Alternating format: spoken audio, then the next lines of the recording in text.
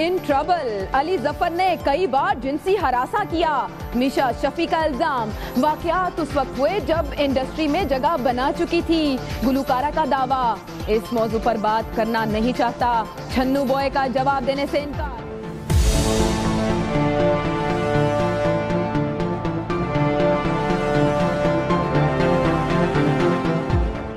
दिसंबर के महीने में इस्लामाबाद में दोनों ने एक मुश्तरका कॉन्सर्ट किया था और आने वाले कुछ ही दिनों में एक और कॉन्सर्ट जो है वो शेड्यूल था।